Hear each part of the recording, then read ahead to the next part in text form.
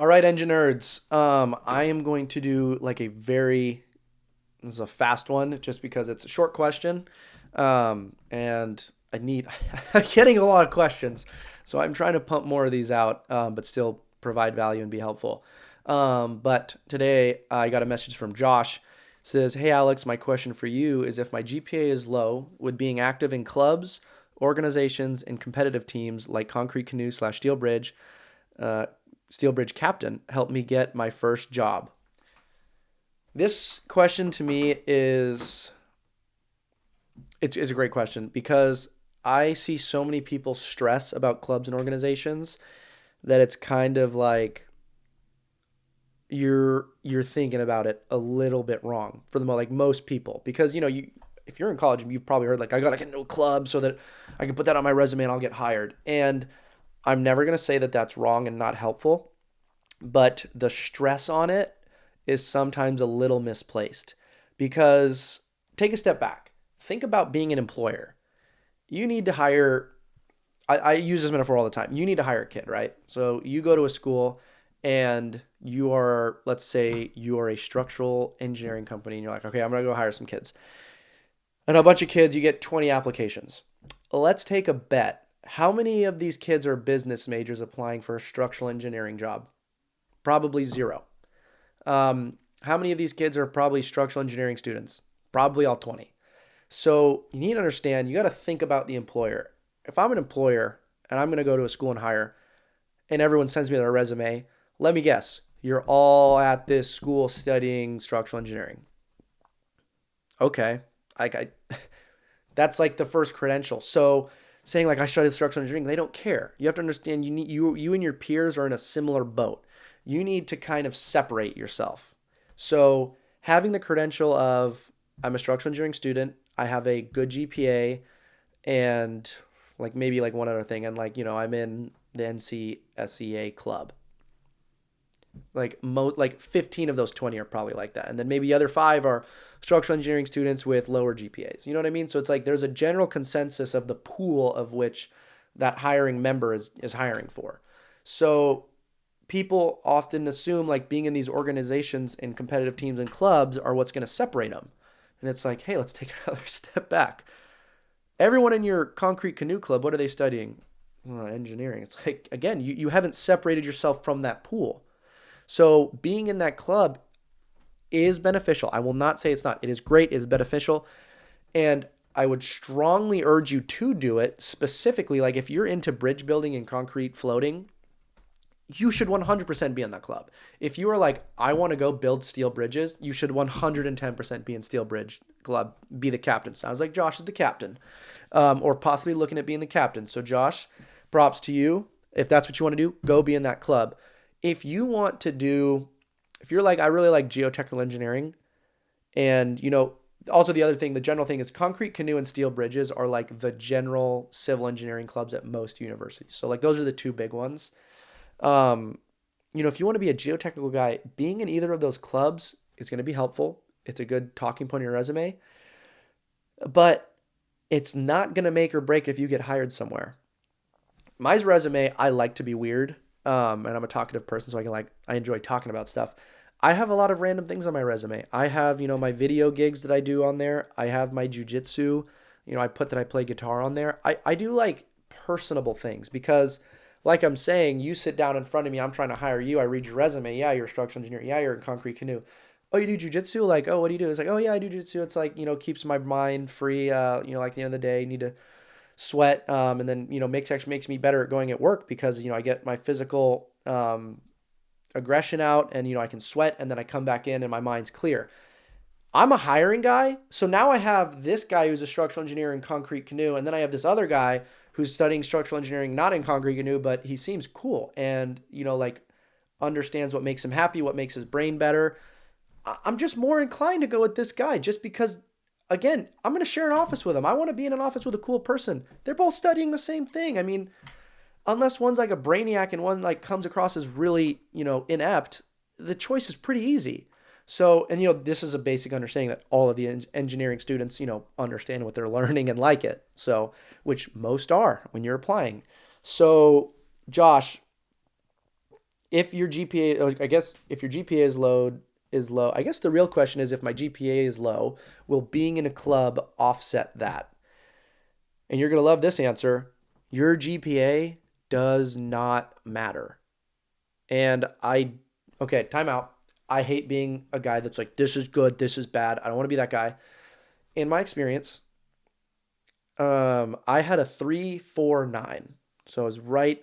I think it was like summa cum laude or something. I could have maybe, I don't know, whatever the 3.5 one is. I didn't really give much attention to my GPA going in because engineering was hard and I was like, I just want to get through. And that was my goal.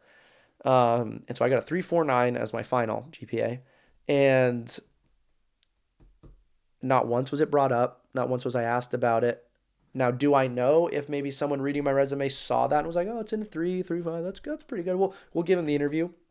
Do I know if I had a 2, if that same person had been like, that's a pretty low GPA, we're not going to talk to him? I don't know that. So I can't necessarily say it doesn't matter, but I will say if you get the degree in what you're in the topic of your if you get the degree in your major that you're going for, you got the degree. You had to do XYZ to get it.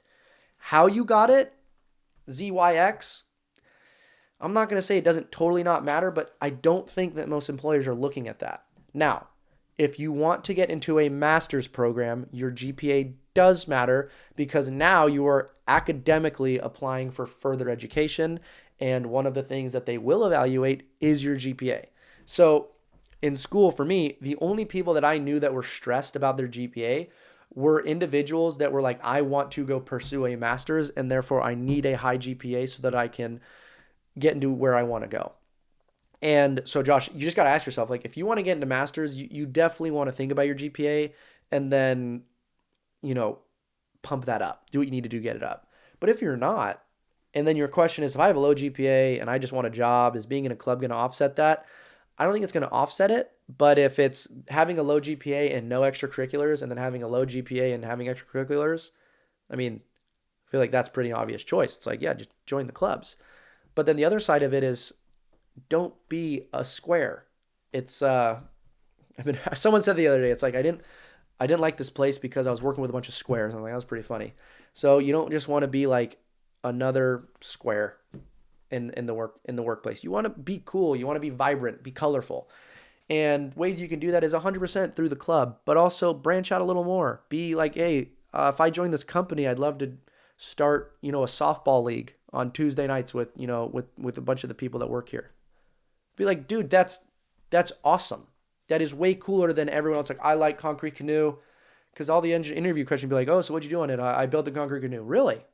Okay. And you designed it? Yeah, we did the math for it. Okay, cool. Everyone else here did. Nothing special. So you want to be a little bit special, but you also want to make sure that let me just back up real quick. You need to have these credentials, obviously. You cannot apply for an internship or a job. I want to be a structural engineer. What'd you study? I studied not structural engineering. Again, you got to study what you want, and being in those clubs will be helpful. Having a low GPA, I wouldn't stress too hard unless you want to get into a master's program. Being the captain of concrete canoe and steel bridge, think about it this way. On the surface, on your resume, God, I just ramble again. I thought I was going to get through this quickly and concisely, and I'm not. But think about it this way. I look at your resume, and I say, okay, you did concrete canoe. You don't want to just say, yes, I was in concrete canoe, and then they're like, okay, cool, how was it? Oh, we won the national competition. It's like, that's what they want you to. They know you're going to say that. You want to be able to be like, oh, it was actually really fun. We coordinated, going to, wherever the tournament was that year. We went to Hawaii, and we built the canoe, and then I was actually the captain, and the hardest problem was actually the transportation of it. We had to ship the concrete canoe, and that was our biggest difficulties because our canoe design was pretty good, but shipping it was hard, and designing that was different. And so they were just late nights working on it, and you're still kind of talking in that basic area, but you're showing some personality. You're showing that, hey, I'm thinking outside of the box. I had to get my team involved because it was extra hours, leadership, stuff like that. Those little things are huge. And then, it's like, yeah, we got to Hawaii, and I think my favorite part was actually hiking the mountain, whatever it was. I did Cocoa Head if you're on Waikiki or whatever, not Waikiki, but Honolulu. I did the Cocoa Head hike. It's like, maybe your interviewer's like, oh, I've I've actually been to, I did Cocoa Head. How fast did you do it? And you're like, oh, like 12 minutes. You're like, holy crap, that's fast. It's a step one. So it's like, it's hard. But it's kind of like you've now played into, hey, I have the leadership skills, I have the technical knowledge and the education in this general field. And then based on that story that I'm telling you, giving you the facts of leadership, general knowledge, and education, here's how I had a good time with it. And that is probably like the best scenario when you do interview is getting into a position where it's like you have shared your education, ambition, that you're cool, you like doing stuff outside of the office, but at the same time you are motivated to be in the office. That's how you want your interview to go. And branching out and doing cool clubs and doing stuff will do that. My final point, and then I'll stop talking, have cool stories. So being in Concrete Canoe and Steel Bridge will give you those stories. So I wouldn't say don't do it, but you don't want to just go into an interview and be like, oh, so what'd you do this? It's like, oh, I built that. You want to have cool stories to accompany. I'm definitely going in circles here, but you want to have cool stories to kind of talk on, because that's probably one of my stronger suits is I've done a lot. I've played a lot of sports. I've branched down to everything. So I get into a lot of interviews where, maybe the guy does jujitsu. I can talk about jujitsu. Or maybe he's a skier. I can talk about skiing. Maybe he's a hiker. I can talk about hiking. Maybe, he's a surfer. Oh, where have you surfed? Because then you can talk about being a person. Like, you want to break that barrier between hiree and, or not even hire. You want to break the barrier basically of, hey, we're in this room doing a exercise for the company. You want to be kind of break that wall down and become friendly with each other, have that kind of trust built, have them understand you. That's the whole point of interviewing and growing, like, to get a company interested in you, is you want them to want you. So I'm gonna cut myself off there because I feel like there's a lot of random points, but I think you can kind of get the general consensus. Have stuff on your resume that's attractive, because all that really matters is that interview. Get to the interview, and then that's what you want to kill. And the resume is just bullet points that you can talk on and break that wall down, become friendly, and then, really become personable with whoever's interviewing you in that company. That's the main goal. So get to the interview and then kill the interview. So, Josh, I think that was all your points too. It was a quick one. Organization competitive teams. Yep, help you get your first job. I think that's how you do it. Just do more than less. Do more than less. So join the clubs, be the captain. Sounds like you're going for the captain. Subtle flex, so go for the captain, Josh. That'd be a good thing to talk about. And then join some other stuff that are non-engineering related. Go do random things that you might be able to just touch on with your interviewer. So, Josh, I hope this is helpful, and anyone else in that same space. Anyways, I appreciate it. Thanks.